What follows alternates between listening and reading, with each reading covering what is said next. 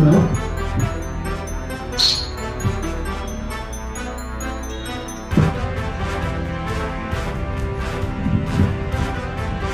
my dear friends.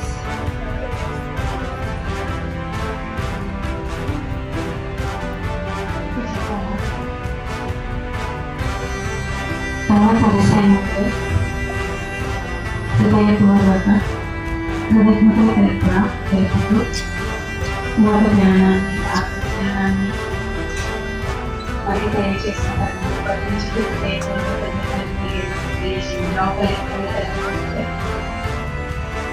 తల్లి నుండి జన్మించిన మన తల్లిదండ్రులు తెలుసో తెలియకో ఈ జన్మలో కానీ పూర్వ జన్మలలో కానీ మన వాక్కు ద్వారా కానీ మన కర్మ మన ఆలోచన మన దృక్పథాలకు పలక కానీ ఏ ఒక్క జీవికి కానీ వేదన కానీ భయం కానీ ప్రాణహాని కానీ ద్వంద్వం కానీ దుఃఖం కానీ ఇవ్వడానికి మన బుద్ధి మరి మన సంస్కారం కారణమైందో దానికి హృదయపూర్వక క్షమాపణ కోరండి. ప్రతి ఒక్క దివ్యాత్మ స్వరూపులకు తెలుసో తెలియకో నేను చేసిన సమస్త అపరాధాన్ని మన్నించండి అని హృదయపూర్వక క్షమాపణ కోరుకుంటూ నన్ను విసికి కూడా నా ఆలోచన తరంగాల వలన నా యొక్క భయాల వలన నా యొక్క అమిత ఆసక్తి వలన నా యొక్క అమిత కోరికల వలన ఆ తరంగాలు యూనివర్స్లోకి రిలీజ్ చేసి అది ఇంకే మానవుడికైనా ఈ భూమిలో హింసాత్మక చర్యలకు పాల్పడడానికి ఆ ఆలోచన తరంగాలు కారణమై ఉంటే హృదయపూర్వకంగా క్షమాపణ వేడుకోండి. యూనివర్స్కి my dear universe, I'm very sorry, నన్ను మన్నించండి, thank you, I love you. ముందుగా చేతులు విడదీసి కళ్ళపై పెట్టండి. 5 seconds. 5, 4, 3, 2, 1, 0. కళ్ళు తెరిచి ఒక చిరునవ్వుతో చేతుల వైపు చూడండి. ఓకే, అలాగే ఈ యొక్క ధ్యానానికి, ఈ యొక్క ఆత్మ మహావిజ్ఞాన శాస్త్రానికి, ఈ యొక్క పిరమిడ్కి, ఈ పిరమిడ్ వెనకాల ఉన్న దివ్య సత్సంకల్పాలకు, దీనికి ఎవరైతే పాటుపడుతున్నారో వాళ్ళందరికీ పరమ గురువులకు యూనివర్సిటీకి హృదయపూర్వక కృతజ్ఞతలు తెలియజేస్తూ 2 చేతులు పైకి పెట్టి గట్టిగా రాస్తారు.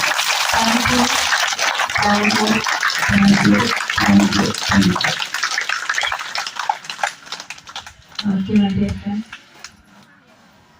నేను కనిపిస్తున్నాను అందరికి. కూర్చుంటే అయ్యా రాజకీయ నమస్తే. చాలా సంవత్సరాలుగా వారి యొక్క అమూల్యమైన జ్ఞానాన్ని, వారి యొక్క అమూల్యమైన సందేశాన్ని ఈరోజు మనం ఈ అమావాస్య ధ్యానంలో తెలుసుకున్నాం. Thank you masters.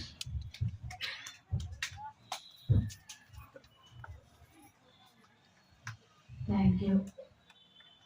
నేను నిలబడి చెప్పనా? కనిపిస్తుంది అందరికి? నిలబడాలా? నిలబడితే బాగుందా?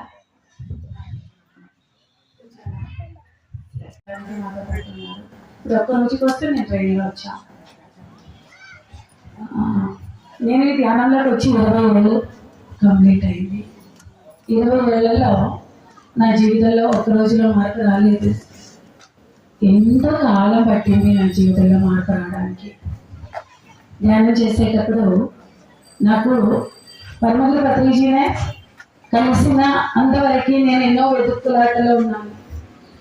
ఎవరు నా కర్మలు తొలగిస్తారా, నా ఇబ్బందులు ఎవరైతే తీస్తారేమో, నా కష్టాలన్నీ ఎవరైనా మోసుకుంటారేమో, అదే మెయిన్ లోపల. అంటే నేను చాలా కష్టాలు అనుభవిస్తున్నాను, కానీ ఈ కష్టాలన్నీ అనుభవించే సత్తా నాకు లేదు. ఇదొక తొలగించే మార్గం ఎవరైనా చెప్తారేమో, ఆ మార్గం కూడా వారెవరైనా మోస్తే బాగుండు అనే ఒక ఆలోచనలో నేను చాలా మంది దగ్గరికి పరిగెడుతూ ఉండేది.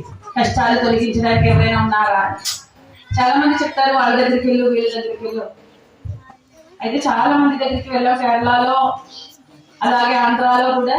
ఆంధ్రాలోకి వచ్చి నేను 25 సంవత్సరాలు ఆంధ్రాలో ఉన్నా. ఇప్పుడు కేరళలో సెటిల్ అయ్యి 2 years అయింది. కేరళలో ఫస్ట్ మర్కబా పిరమిడ్ హౌస్ కట్టి ఇప్పుడు అక్కడ చాలా ముమ్మరంగా నేను అక్కడ జాయిన్ చేస్తున్నాను. అంటే ఇదంతా వెంటనే నా జీవితంలో జరగలేదు. అయితే నేను పరమగురు పత్రిజీ దగ్గరికి వచ్చే ముందు ఎన్నో గురువుల దగ్గరికి వెళ్ళాం, ఎంతో మంది జ్యోతిష్యుల దగ్గరికి వెళ్ళాం, ఎంతో పూజల దగ్గరికి వెళ్ళాం. అదంతా తప్పని కాదు, కానీ నేను వెళ్ళేటప్పుడు వాళ్ళందరూ ఏం చెప్పారంటే ఏం పర్వాలేదమ్మా, నాకేం చెప్పారంటే ఏం పర్వాలేదు అంటే కోట్ల ఆస్తికి పోయి చాలా ఇబ్బందిలో ఉన్నాము, అదంతా తెలుగు వాళ్ళు ఏమి మానవత్వం లేని వాళ్ళు, వాళ్ళంతా మా కేరళ వాళ్ళ డబ్బు అంతా సొమ్మంతా తినేస్తాము అనే ఒక పెద్ద బాధ ఉండేది. ఎందుకంటే మాకు ఎక్కువ బిజినెస్ ఉండేది, కేరళ నుంచి మేము వచ్చేటప్పుడు ఎక్కువ బిజినెస్ ఉండేది. Cinema hall, water plant, customs certified shop, hotel, finance అన్ని ఉండేది అనమాట. వాటర్ ప్లాంట్ ఇవన్నీ ఎలా అయితే అది మా జీవితం నుంచి ఎందుకు దూరం అవుతున్నాను అనేది మాకు అర్థం కాలే. అయితే ఈ బాధలో మేము అందరినీ అంటే మాకు తెలియదు ఎందుకు దూరం అయింది, ఎందుకు ఇంత లాస్ ఎందుకు వచ్చింది, నేను ఎందుకు సూసైడ్ అటెంప్ట్ చేస్తున్నాను అని నాకు తెలియదు. అయితే చాలా మంది పెద్ద పెద్ద వాళ్ళ దగ్గరికి వెళ్ళేటప్పుడు వాళ్ళందరూ ఏమన్నారంటే ఏం పర్లేదమ్మా, ఈ పూజ చెయ్యు, లేకపోతే ఇలాంటి ఏదైనా అంటే నీ జీవితంలో మార్పు వస్తే నేను పూజ చేస్తాను, లేకపోతే ఇలాంటి ఏదైనా మంత్రాలు జపం చెయ్యి అని కొంత డబ్బు ఖర్చు పెట్టారు. కానీ వాటిలో తప్పని అనటం లేదు, చాలా మందికి వాటితో ఎంతో మేలు జరిగింది. ఏమీ తప్పు చెప్పడానికి నాకు ఏ హక్కు లేదు. కానీ అక్కడ అన్ని పూజలు చేసాం, వాళ్ళు చెప్పినట్టు ఎన్నో చేసాం, కానీ మా జీవితంలోకి నష్టపోయిన డబ్బులు తిరిగి రాలేదు. మా జీవితంలో ఏ శాంతి లేదు. నేను మా ఆయన ఎప్పుడు గొడవలు ఆడుతూనే ఉన్నాను. వారేమో ఫుల్ రాత్రి పగలు తాగడం మొదలు పెట్టారు. అయితే తాగుపోతైన ఒక భర్త ఇంకా పనికిరాదు, ఇతనితో ఇంకా ముందుకు వెళ్ళడం కూడా కష్టం అనుకున్నాను నేను. నాకు తెలియక ఎక్కడో ఇక్కడ ఎవడో దగ్గరికి వెళ్తే వారు ఏదో చేసి మా వారిని చెక్ చేస్తారు, లేకపోతే మా డబ్బంతా తిరిగి వచ్చేటట్టు చేస్తారని ఆలోచనతో తిరిగి అలసిపోయేటప్పుడు మా ఫ్రెండ్ మల్లిక అనే ఈ యొక్క సమయంలో నేను ఎంతో ప్రేమగా గుర్తిస్తాను అమ్మగారి తల్లిని. ఆమె చెప్పింది, సీమ నీకెందుకు ఇన్ని కష్టాలు, ఈ కష్టాలన్నీ తీరడానికి ఒక మార్గం ఉంది, ధ్యాన మార్గం. సో పత్రిజీ అనే గురువు ఉంది, కానీ నువ్వు నాన్ వెజ్ మానేయాలి అన్నారు. మా కేరళకి అయితే కేరళ అనేది దేవుని యొక్క సొంత ఊరు. అక్కడ దేవుడు అంటే నేనే దేవుడు అని తెలుసుకోవడం కోసం, అందరిలో ఉన్న దైవాన్ని తెలుసుకోవడం కోసం పరశురాముల వారు సముద్రంలో నుంచి తెచ్చి ఇచ్చిన తపస్సు కోసం ఇచ్చిన ఆ ఊరిని అలాంటి రాక్షస తిండి తినే వాళ్ళ వల్ల అది రాక్షస ఊరిలో తయారైపోయింది. ముంబై తర్వాత రెండవ అదోలాగా ఉంటారు. అలాంటి ఒక ఊరిలో పుట్టి పెరిగినా కూడా నాకు దైవీగా తెలియదు.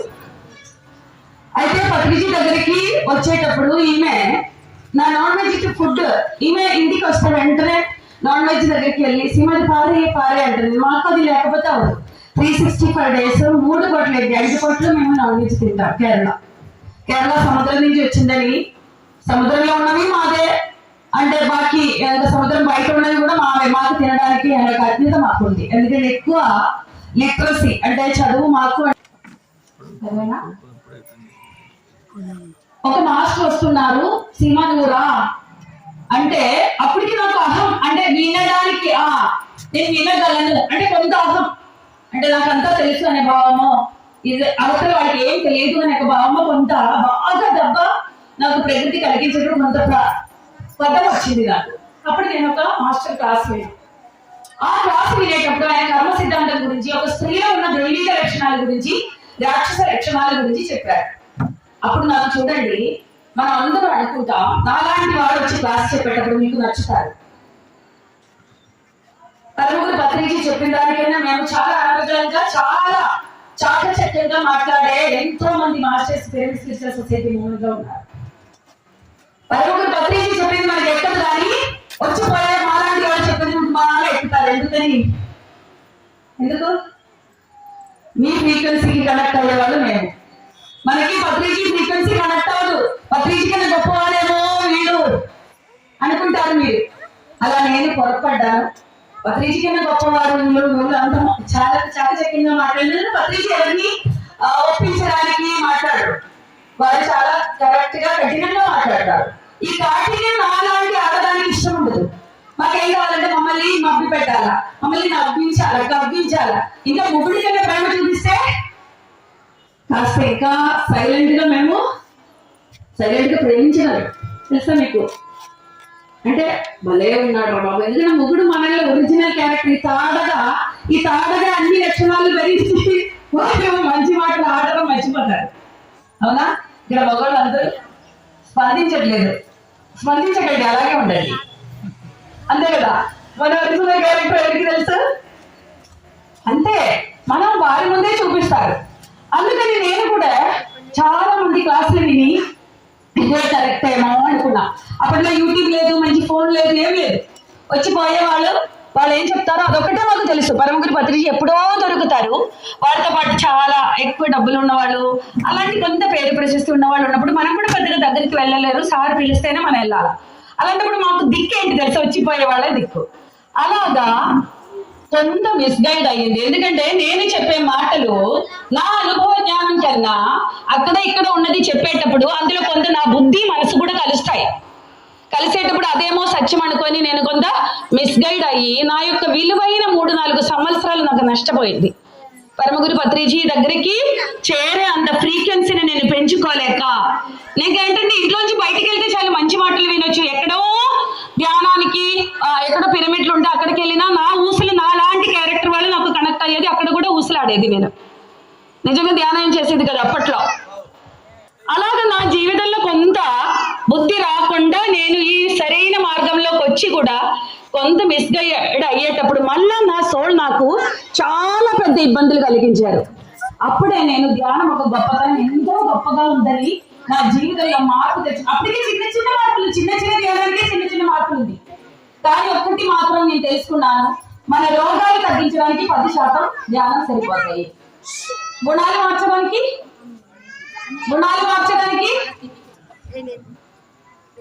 పిల్లల్ని ఇబ్బంది పెట్టద్దు, వాళ్ళు వదిలేయండి. దేవుళ్ళు వాళ్ళకి అన్నీ తెలుసు. ఇదంతా మనకి. అయితే మీకు ధ్యానానికి వచ్చిన తర్వాత రోగాలు తగ్గినాయి. గుణాలు మారిందా? ఎవరికైనా బుద్ధి మారిందా? సంస్కారాలు మారిందా? అప్పుడు నేను అర్థం చేసుకున్నాను, మనం చేసే ధ్యానం 10% ధ్యానానికే మన రోగాలు ఒంట్లో బాగుంటాయి. తర్వాత మన గుణాలు. అదే మాట్లాడకండి, మీకు ఇది నచ్చట్లేదా బయటికి వెళ్ళి ఆడుకోండి, సరేనా? అయితే నా ఒంట్లో మార్పు వచ్చింది. ఒంట్లో మార్పు ఇదొకటి కనిపిస్తుంది. అదే సినిమా హెల్త్ బాగుంది, థైరాయిడ్ తగ్గింది, ఒబేసిటీ తగ్గింది, కంటి చూపు సమస్యలు తగ్గింది, బ్యాక్ బోన్ పెయిన్ ఇష్యూస్ లేదు. ఇదంతా తగ్గేటప్పటికి వాళ్ళు ఏంటనుకుంటారు, ఈమె ధ్యానం ద్వారా చాలా సాధించుకుంది అని. కానీ నా లోపల నా మొగుడికి ఏం తెలుసు? సినిమాలో మార్పు రాలేదని మన భర్తలకే తెలుసు, మన భార్యలకి తెలుసు. అవునా కదా? మన శరీరపరంగా బాగుంది, కానీ లోపల గుణపరంగా కానీ బుద్ధి పరంగా కానీ నాలో మార్పు రాలేదని మా వారు గమనించారు. నువ్వు బయట ధ్యానం చెప్పి అనవసరంగా ఇతరులను మోసం చేయకు, మంచి ముద్దుగా ఉంది నీ మాటలు, అందరూ నిన్ను క్లాసులకి పిలుస్తున్నారు, నీ సరిగ్గా గుణం మారలేదే అని చెప్పింది. కరెక్టే కదా? నా భర్త మీద చంపేంత కోపం వచ్చింది. ఎందుకంటే నేను ఆనందిస్తున్నాను కదా. ఎలా ఆనందిస్తున్నాను? ఊరి మీద పడి శిఖరం వెళ్ళి అందరూ నా మాటకి చప్పట్లు కొట్టి. ఎందుకంటే ఈ మనిషి ఎవరికైనా చెప్తారా?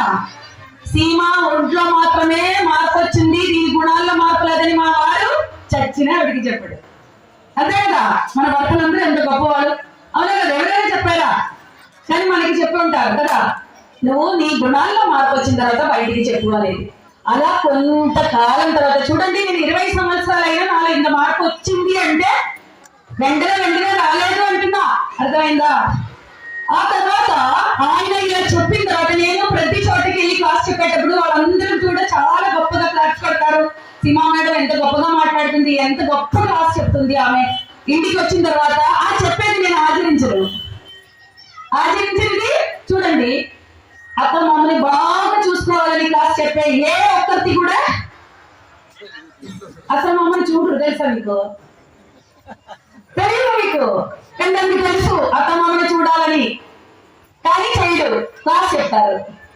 తెలియదా మీకు? పర్సనాలిటీ డెవలప్మెంట్ అలా ఉండాలి బాబు, ఇలా ఉండాలి అని చెప్పేవాళ్ళు ఇంటికి వెళ్తే తెలిసాడు సరైన సినిమా. అర్థం కాలేదు మీకు? ఏమయ్యా రాజు గారు, నేను క్లాస్ అనేది చెప్తా, ఇంటికి వెళ్ళాక అదే నాకు ఎదురవుతాయి. అర్థమైంది? నువ్వు బాగా క్లాస్ చెప్పావు కదా, అసలు ఇక్కడ నువ్వు ఏం నేర్చుకుంటావని. చూడండి, నేను అలా నాకు మా వారు చెప్పడము నాకే సిగ్గొచ్చి నేను క్లాస్ చెప్పడం మానేసా. కొన్నాళ్ళు ఈ నాలికతో అబద్ధం చెప్పకూడదు. పరుగుడు పత్రిక ఎప్పుడు ఆచరణ గురించి చెప్తారు. ఈ పలుకు, ఈ శబ్దం అనేది సత్యం పలకడం కోసమే ఉండాలి. వారు చెప్తాడు, మేడం తల ముండం వేరే అయినా కూడా సత్యం మాత్రమే మాట్లాడాలి అని. అది ఎందుకు మంచి చెప్పింది తెలుసా? పోయే జన్మల్లో పురుషుడిగా ఉండి ఈ సత్య ప్రచారం చేసేటప్పుడు కొంతమందికి ఆ సత్యం యొక్క భావం నచ్చకలని చంపేశాడు. ఇలాగే తల ముండం వేరు చేశాడు. అదే పదే పదే నాకు కనిపించేది. సార్ ఒకేసారి చెప్పావు తల ముండం వేరైనా అందరికీ చెప్పేటట్టే నాకు చెప్పాడు అనుకున్నాను, కానీ నాకు మళ్ళా చెప్పాడు. అంటే నేను ఈ ఖండంతో అబద్ధాలు చెప్తుందని గురువు మళ్ళా గ్రహించాడు. అంటే చెప్పేది ఒకటి, చేసేది ఒకటి, మళ్ళా గురువు కనిపించాడు. అంటే గురువు దగ్గరికి వెళ్ళకుండా ఉంటారా? కానీ ఆ గురువు ఎంత ప్రేమగా వస్తే బోడిదానా నువ్వు ఎందుకు వచ్చావో నీకు తెలియదు అని ప్రేమగా కోపంగా ఎంతగా నన్ను సరి చేసుకున్నారు తెలుసా? ఆయన ఎంతగా మనలాంటి వాళ్ళని నమ్మారో మీకు తెలుసా? మనలాంటి వాళ్ళని నమ్మిన ఏకైక గురు పరమగురు పత్రిచే. అంటే నువ్వు నీ యొక్క టాలెంట్, ఇంత గొప్ప టాలెంట్, ఇంత గొప్ప ధైర్యం సాహసం అంతా నీ జన్మరాహిత్యం కోసమే, సత్యం పలకడం కోసం శబ్దం, ధర్మాన్ని ఆచరించడం కోసమే శరీరము. అంటే అహింస అనే అహింస ద్వారా నువ్వు ఈ భూమికి ఆభరణంగా మారితేనే నీకు జన్మరాహిత్యమని వారు మనకి పదే పదే నూరిపోశారు. వారు ఉన్నప్పుడు అర్థం కాలేదు మనకి, కానీ ఇప్పుడు నా జీవితంలో చూడండి, ఇప్పుడు కేరళ రాష్ట్రంలో మేము 2 years అయింది, 2.5 సంవత్సరాలు అవుతుంది. కేరళ రాష్ట్రంలోకి మేము ఎలా వెళ్ళాం తెలుసా?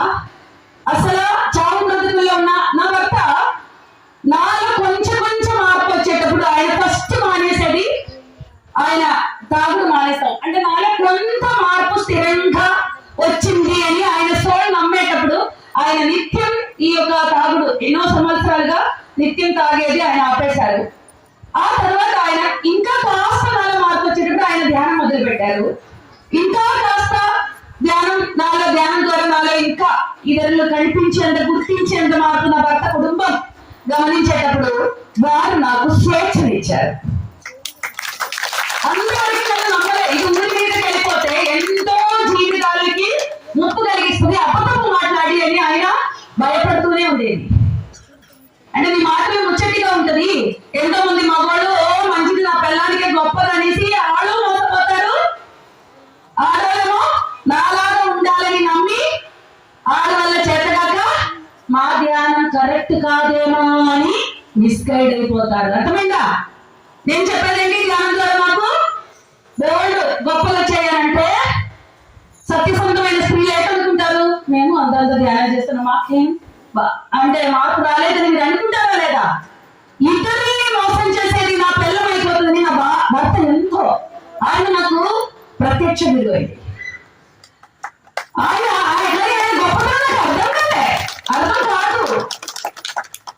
అలా నేను నన్ను సరి చేసుకొని ఎప్పుడైతే నాలో స్థిరమైన మార్పు రావడానికి నా భర్త ఇంట్లో వాళ్ళని నమ్మించడం కోసం నేను మారేనమ్మా, అత్తయ్య నేను మారాను, ఆడగుడిచి అక్క నేను మారాను అని మా ఆడగుడిచి కూతుర్ని ఆంధ్ర తీసుకొచ్చి డాక్టర్ చదివించాం.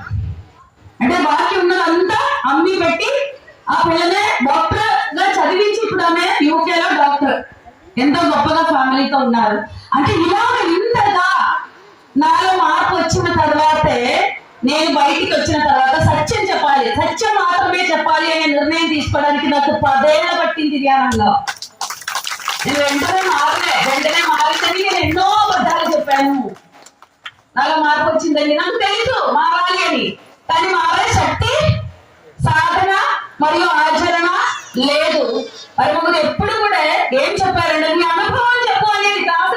నీ పుస్తకాలు వెల్లడించదు. నీ యొక్క స్వార్థం నీలో ఏం మార్పు వచ్చింది నీళ్ళు చూడు, నీవు అధ్యయనం చేయి, నీలో వచ్చినా పోయినా అది ఇది కలుపుకొని చెప్పుకొని కొట్టేశారు కానీ క్లాసులు. కానీ నా అనుభవం అనేది నా లోపలికి చూడడం మొదలుపెట్టి 10 ఏళ్ళు అయిందండి. 10 ఏళ్ళు అయ్యింది. విఎంసీ మలయాళం, విఎంసీ తెలుగు పెట్టి 7 years అయింది. మీకు తెలుసా VMC Telugu vegetarian medication channel? VMC తెలియదా? సరే, అయితే ఇప్పుడు కేరళలోకి మేము వెళ్ళడానికి కూడా మేము ఎంతో ధ్యాన ప్రచారం చేయడానికి కేరళలో ప్రయత్నం చేశాము. కానీ ఎవరు కూడా మమ్మల్ని యాక్సెప్ట్ చేయలేదు. కేరళ వాళ్ళు యాక్సెప్టే చేయలేదు. తర్వాత కరోనా వచ్చేటప్పుడు మాలో ఎంత మార్పు వచ్చింది అనేది మాకు తెలియాలని మా బ్యూటీ పార్లర్ కొన్ని లక్షల మందిలో ఖర్చు పెట్టాం. ఆ బ్యూటీ పార్లర్ లో నుంచి కరోనా వచ్చింది, ఎవరిని రానియకూడదు. అది అక్కడ పోలీసులు అన్ని మనకి కాపలా, ఎవరెవరు ఎట్టుకోకూడదు, మీకు తెలుసు కదా. ఆ సమయంలో మేము నిర్ణయం తీసుకున్నాము, మనం బ్యూటీ పార్లర్ ఎలాగో స్టాప్ చేస్తాం కదా, స్టాప్ చేసి మనం విఎంసీ పట్టుకుందాం అనేది స్టార్ట్ చేస్తాం. అప్పటికే విఎంసీ అయితే చాలా మంది అంటే కొంత చిన్న బ్యూటీ పార్లర్ సలూన్లు పెట్టే వాళ్ళు ఉన్నారు. వాళ్ళందరికీ కబురు చేసి మేము ఆ ఇంట్లోంచి దిగిపోయాం. మీకు కావలసినది ఏమి కూడా అన్ని కొన్ని లక్షల సొమ్ము ఉంది, వాళ్ళు పెట్టద్దమ్మా, కంప్లీట్ గా మీరు తీసుకెళ్ళిపోండి అని. ఎందుకంటే ఎవరెవరు తీసుకెళ్లారని కూడా నా ఈ కళ్ళు చూడకూడదు. అంటే ధ్యాన ప్రచారానికి కంప్లీట్ గా నేను మా వారు దిగిపోవాలంటే మాకు ఆస్తి మీదే, డబ్బు మీదే ఏదైనా ఆశ ఉందా అనేది మా జీవితంలో ఎన్నో అప్పులు ఉన్నాయి. ఇదంతా అమ్మేస్తే కొందరైనా సరే మేము అప్పులు తీర్చుకోవచ్చు. కానీ అలా కాదు. ఇప్పుడు విడిచిపెట్టేటప్పుడు ఈ బ్యూటీ పార్లర్ అనేది ఇప్పటికే ఎన్నో సంవత్సరాలు చేసాము, ఎక్స్పీరియన్స్ బాగా పొందింది. సో ఇది కంప్లీట్ గా విడిచిపెట్టాలంటే ఒక్క కత్తలు కూడా అమ్మి ఆ డబ్బు నేను తీసుకోకూడదు అని నిర్ణయం తీసుకొని అందులో నుంచి మేము వెళ్ళిపోయాం. ఎంతో మంది వచ్చి టోటల్ సామాన్లు పట్టుకెళ్ళిపోయింది. అంటే మమ్మల్ని మేము అంటే మా అర్హత ఉందా, ఇంకా కక్కుర్తి ఉందా, ఇంకా తీసుకెళ్లే వాళ్ళు కృతజ్ఞత చెప్తుందా, వాళ్ళు ఏదైనా ఇస్తే బాగుందన్న ఆలోచన కూడా ఉందా లేదా అనేది మేము చెక్ చేయడానికి ఆ ప్రయత్నం చేసాం. మేము 100% అందులో పాస్ అయ్యాం. అర్థమైందా మీకు ఏం చేశారు అనేది? కంప్లీట్ గా విడిచిపెట్టేటప్పుడు మీరు తీసుకోండి అని చెప్పలేదు, దిగిపోయాం. ఎవరికి కావాల్సినది వాళ్ళు వెళ్ళడానికి అంతగా విడిచిపెట్టే తత్వం ఉందా అనేది. ఎందుకంటే మాలో మార్పు వచ్చింది ఇంత సాధన ద్వారా. మేము ఒక ప్రచారం విఎంసీ ద్వారా చేసేటప్పుడు ఎంతో కొంత మాకు ఒక గుణం అనేది బ్యాక్గ్రౌండ్ ఉండాలి అనేది. చూడండి, అక్కడ నుంచి మేము VMC Malayalam, VMC Telugu start చేసిన మా లోపల కొంత నా లోపల కొంత కసి ఇంకా ఉండేది. విఎంసీ తెలుగు స్టార్ట్ చేసేటప్పుడు కొంతమంది చేసిన ఇబ్బందులు ఇంకా నా లోపల ఉండేది. నేను పూర్తిగా శుద్ధి అవ్వలే, ఇంకా కాస్త ఉండేది. కడుగుతూనే ఉన్నాను, ఇప్పుడు కూడా కడుగుతూనే ఉన్నా. సరే, ధ్యాన ప్రచారం చాలా ముమ్మరంగా జరుగుతుంది. కేరళ రాష్ట్రంలో విఎంసీ మలయాళం ద్వారా ఫస్ట్ డాక్టర్స్ అలాగే ఈ యొక్క ఆధ్యాత్మిక సంస్థలో ఉన్న వాళ్ళు మా మీద వీడియోస్ చేశారు. ఈమె అందరినీ పిచ్చోళ్ళు చేస్తున్నారు, గురువు లేదట శాస్త్ర గురువు అంటున్నారు, పిచ్చిని చేస్తుంది ఈమె. పోలీసులకి హ్యాండ్ ఓవర్ చేయాలా, ఈమె మీద అందరూ కేసు పెట్టింది అని ఓపెన్ గా వీడియోస్ చేశారు వాళ్ళు. అలాగే నాన్ వెజిటేరియన్ ఫుడ్ తినొద్దని చెప్తున్నారు, ఇది తినకపోతే ప్రోటీన్ లేదు, అది ఇది అని ఎన్నో. కానీ తర్వాత మమ్మల్ని చాలా క్రూరంగా అటాక్ చేశారు. అప్పుడు ఇంకా సరే విఎంసీ స్టాప్ చేశారా అనుకున్నప్పుడు పరమగురు పత్రిక చెప్పింది ఒకటి అర్థమైంది. ఫస్ట్ టైం ఈ యొక్క స్పిరిచువల్ రియాలిటీ మలయాళంలోకి ట్రాన్స్లేట్ చేసేటప్పుడు పత్రిక చెప్పారు, సుగంధ భర్తతో పిల్లలతో బ్రతకాలని లేదా మేడం, ఇది ముసలి కులము అన్నారు. ముసలి కులం అంటే తెలుసా? పిల్లలు అక్కడ గొడవ చేసిన మీకు వినిపిస్తుందా? వాళ్ళకి అంటే వాళ్ళు అలా గొడవ చేయడమే వాళ్ళకి తెలుసు. అది హ్యాపీగా మనం అంగీకరిస్తూ ఇక్కడ వినిపిస్తుంది కదా. Okay, thank you. అయితే ఈ ముసలి కులము అన్నది మాకు అర్థమైంది. అంటే ఇది ముందుకు తీసుకెళ్లడం అనేది చాలా ఇబ్బందులతో కూడింది. కానీ జన్మరాహిత్యానికి తెలిసిన ఆత్మజ్ఞానాన్ని 10 మందికి పంచి పెట్టడానికి ఒకటే మార్గం అని తెలిసి మేము మళ్ళా నిర్ణయాలు మార్చాం. సరే, ముందుకు తీసుకెళ్దామని. చూడండి, ఇంత గొప్పగా కేరళ రాష్ట్రంలో ధ్యాన ప్రచారం చేసేటప్పుడు ఎన్నో ఇబ్బందులు పడ్డా. 14 జిల్లా మేము తిరిగేవాడు. అయితే ఎంతో మందికి ఎయిడ్స్ నుంచి, క్యాన్సర్ నుంచి, ఎయిడ్స్ కూడా తగ్గిపోయాయి, క్యాన్సర్ కూడా తగ్గిపోయాయి. ఎంతో మంది వెజిటేరియన్ గా అయ్యే మంచి పేరు వచ్చే సమయంలో నా భర్తకి వెంటనే ఒకరోజు ఆంధ్రాలో ఉన్నాం మేము, కేరళ సెటిల్ అవ్వలేదు.